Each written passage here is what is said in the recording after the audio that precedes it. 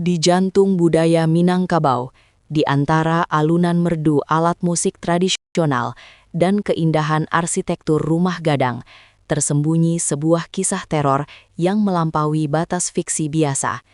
Ini adalah kisah tentang Palasik, entitas mengerikan yang namanya bisanya hanya diucapkan dalam bisikan dingin di malam hari. Palasik bukanlah pocong yang sekadar menampakkan diri, atau kuntilanak yang menggoda. Palasik adalah ancaman biologis supernatural.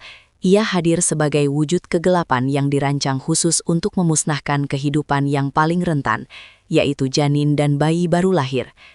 Analisis ini akan membawa kita menyelami mengapa Palasik dianggap sebagai salah satu legenda paling menakutkan dan intim di Sumatera Barat, sebuah entitas yang secara aktif mencari mangsa, bukan hanya menanti kesempatan. Kepercayaan akan Palasik menuntut kewaspadaan konstan dari masyarakat setempat, mengubah setiap malam menjadi medan perang sunyi antara kehidupan dan kematian.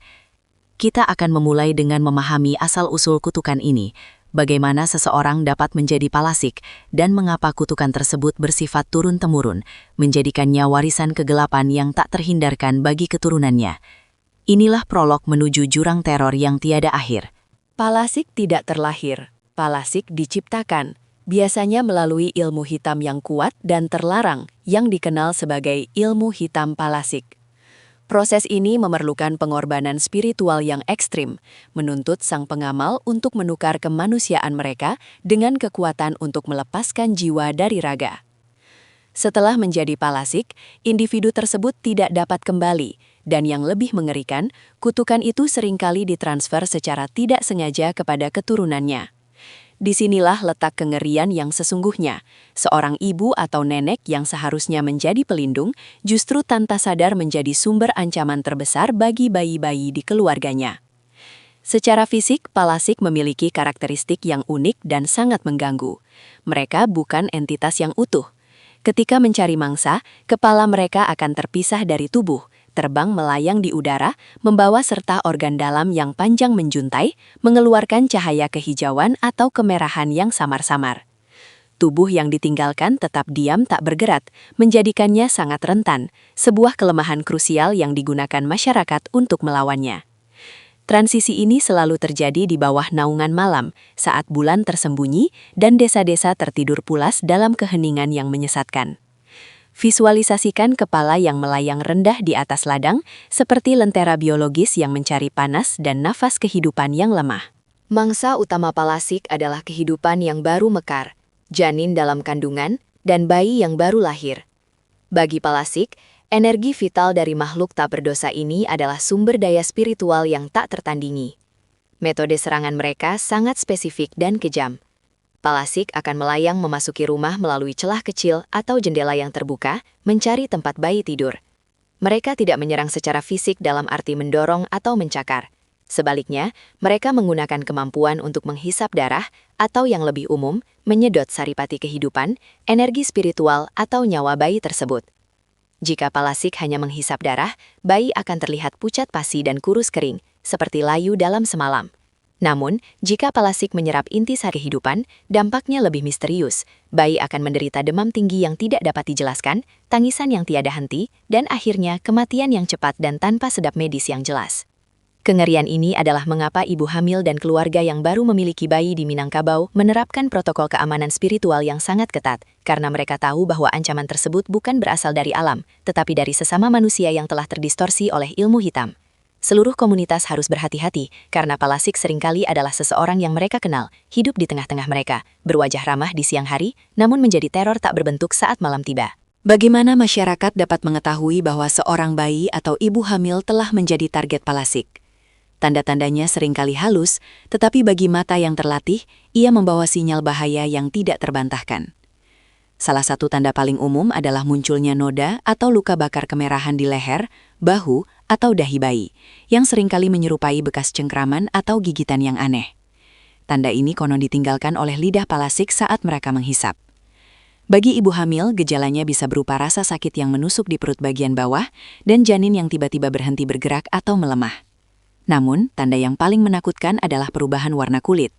Jika palasik berhasil menyerap vitalitas bayi, kulit korban akan menjadi kuning pucat, kemudian menghitam, seolah-olah seluruh darah telah ditarik keluar. Dokter modern mungkin mendiagnosisnya sebagai penyakit langka, tetapi masyarakat lokal tahu bahwa ini adalah tanda tangan palasik. Selain itu, ada fenomena bau aneh. Beberapa saksi mata mengklaim mencium bau amis yang kuat, seperti darah kering dan kotoran saat palasik melintas, sementara yang lain mencium aroma wangi bunga Kamboja yang tiba-tiba muncul di ruangan tertutup. Kontras antara bau kehidupan yang membusuk dan aroma bunga yang menyesatkan ini menambah dimensi surreal terhadap serangan tersebut, menegaskan bahwa ini adalah kekuatan yang bekerja di luar hukum alam biasa. Kewaspadaan harus ditingkatkan ketika gejala ini muncul tanpa alasan yang logis.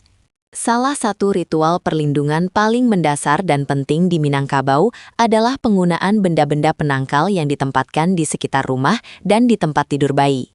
Garam kasar, yang diyakini memiliki sifat membersihkan dan mengusir roh jahat, sering ditaburkan di ambang jendela dan pintu. Selain itu, tanaman tertentu seperti pucuk daun tebu hitam atau dedaunan yang memiliki duri tajam ditempatkan di dekat buayan. Logikanya sederhana, palasik yang terbang cenderung menghindari benda tajam atau benda yang melambangkan kebersihan spiritual yang intens. Namun, pertahanan yang paling kuat adalah pencegahan visual. Karena palasik mencari bayi, para ibu seringkali menutupi buayan atau menempatkan benda-benda yang tampak mengganggu di atas bayi, seperti sapu lidi terbalik atau benda metal yang berkilauan. Hal ini bertujuan untuk mengacaukan pandangan palasik atau membuatnya berpikir bahwa bayi tersebut sudah tidak layak dimakan. Jelas, ini bukan pertahanan fisik, melainkan perang psikologis spiritual. Keluarga harus melakukan ini secara konsisten, karena palasik memiliki ketekunan yang menakutkan, mampu mengintai target yang sama selama berminggu-minggu, menunggu kelalaian sesaat dari sang penjaga. Ritual-ritual ini bukan tahayul belaka. Bagi mereka yang hidup dalam bayang-bayang palasik, ini adalah garis pertahanan pertama dan terakhir yang membedakan kehidupan dari kehampaan. Meskipun mitos ini tersebar luas, identitas palasik yang hidup di siang hari hampir selalu dirahasiakan. Orang yang mempraktikkan ilmu hitam ini biasanya adalah individu yang sangat tertutup, yang tingkah lakunya di siang hari tidak menunjukkan keanehan apapun.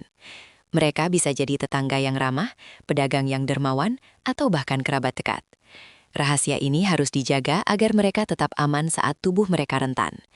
Ingatlah, ketika palasik terbang mencari mangsa, tubuh mereka yang ditinggalkan sangatlah lemah. Apabila tubuh itu dibalik atau disembunyikan, kepala palasik yang kembali tidak akan bisa bersatu kembali.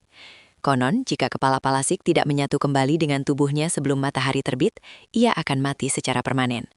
Ini menciptakan dilema moral yang mengerikan bagi masyarakat. Apakah mereka harus membunuh palasik yang mereka curigai, padahal orang itu adalah manusia biasa di siang hari? Keputusan ini bukan hanya masalah spiritual, tetapi juga etika sosial, yang seringkali diselesaikan dengan cara non-kekerasan, menjebak, bukan menghancurkan. Masyarakat lokal sangat waspada terhadap orang yang sering absen dari pertemuan sosial atau mereka yang menunjukkan pola makan yang aneh, karena palasik dikatakan kehilangan nafsu makan normal mereka dan hanya tertarik pada intisari kehidupan. Investigasi yang dilakukan seringkali sangat hati-hati, karena tuduhan palasik dapat menghancurkan sebuah keluarga selamanya, bahkan jika tuduhan itu salah.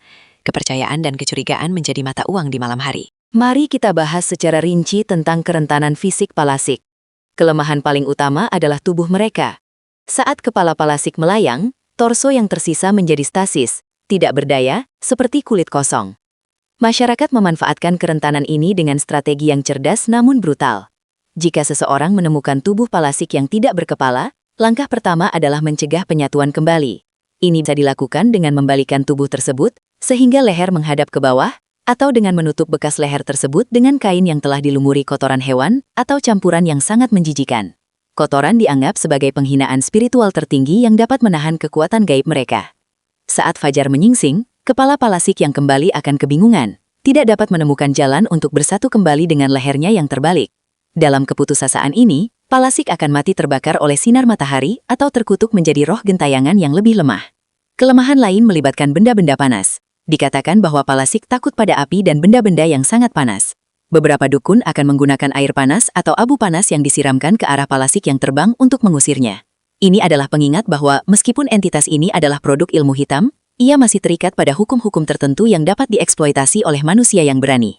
Palasik tidak hanya beroperasi di pedesaan tradisional. Dalam konteks perkotaan modern, mitos ini telah beradaptasi dan tetap relevan. Meskipun banyak yang menyebut fenomena palasik sebagai takhayul yang ketinggalan zaman, insiden kematian bayi mendadak atau sakit misterius di perkotaan seringkali memicu kembali kecurigaan lama. Di lingkungan rumah sakit misalnya, perawat atau anggota keluarga yang sangat percaya pada mitos ini mungkin diam-diam melakukan ritual perlindungan kecil di bangsal bayi baru lahir meskipun dilarang oleh manajemen rumah sakit. Ini menunjukkan seberapa dalam ketakutan terhadap palasik tertanam dalam psike kolektif masyarakat Minangkabau. Mereka memahami bahwa ilmu hitam tidak dibatasi oleh dinding beton atau teknologi modern. Palasik menjadi simbol universal untuk bahaya tak terlihat yang mengintai anak-anak, mendorong orang tua untuk menjaga bayi mereka dengan intensitas yang melampaui kewajaran. Dalam narasi modern, palasik juga seringkali digambarkan sebagai ilmu turunan, di mana kutukan diturunkan dari generasi ke generasi, menjadikan palasik kontemporer mungkin tidak menyadari kekuatan gelap yang ada dalam diri mereka, sampai mereka mulai merasakan dorongan tak terhindarkan untuk mencari mangsa. Transformasi mitos ini dari legenda desa menjadi ketakutan perkotaan, menegaskan keabadian terornya. Upaya penyembuhan bagi korban palasik selalu menjadi proses yang panjang dan sulit, menggabungkan pengobatan fisik dengan ritual spiritual. Jika seorang bayi dicurigai telah diserang, langkah pertama yang diambil adalah mencari seorang dukun atau urang siam, orang pintar, yang memiliki keahlian dalam ilmu penangkal palasik. Pengobatan spiritual sering melibatkan penggunaan air jampi atau ramuan herbal yang dioleskan pada tubuh bayi, terutama di daerah bekas gigitan atau noda kemerahan. Ritual yang paling umum dikenal adalah menawar nyawa bayi, sebuah proses di mana dukun bernegosiasi secara spiritual dengan palasik atau entitas yang mengikutinya, meminta agar energi vital yang dicuri dikembalikan. Selama proses ini, suasana tegang dan penuh doa. Keluarga harus berpuasa atau menjaga keheningan total untuk membantu ritual tersebut berhasil. Namun, jika palasik berhasil menyerap vitalitas hingga taraf yang fatal, penyembuhan hampir mustahil. Proses ini menyoroti bahwa dalam pertempuran melawan palasik, waktu adalah esensi. Semakin cepat palasik diidentifikasi dan dihalau, semakin besar peluang bayi untuk pulih. Meskipun bekas luka spiritual dan fisik mungkin tetap ada seumur hidup, menjadi pengingat yang menyakitkan akan pertemuan mereka dengan kegelapan yang melayang di malam hari.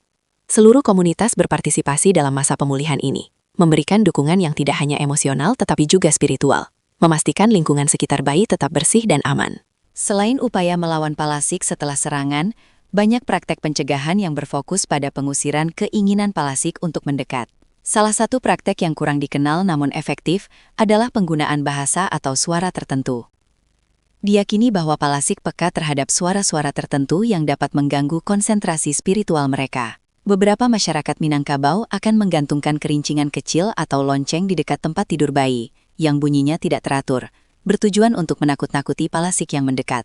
Selain itu, ada mantra-mantra pendek yang diucapkan oleh orang tua yang secara eksplisit meminta perlindungan dari palasik. Mantra-mantra ini bukan untuk melawan hantu, tetapi untuk membangun benteng spiritual di sekitar bayi. Namun, tindakan paling drastis dan paling efektif adalah pengungkapan identitas palasik. Jika masyarakat berhasil mengidentifikasi palasik yang hidup, tekanan sosial akan menjadi hukuman yang mematikan. Palasik yang identitasnya terbongkar akan diisolasi, dijauhi dan seringkali diusir dari desa. Karena ilmu hitam palasik membutuhkan kerahasiaan total agar berhasil, pengungkapan ini sama saja dengan hukuman mati sosial. Dalam beberapa kasus ekstrim, keluarga palasik terpaksa pindah, meninggalkan seluruh kehidupan mereka di belakang untuk melarikan diri dari stigma dan bahaya pembalasan. Inilah teror palasik. Ia memaksa masyarakat untuk mencurigai setiap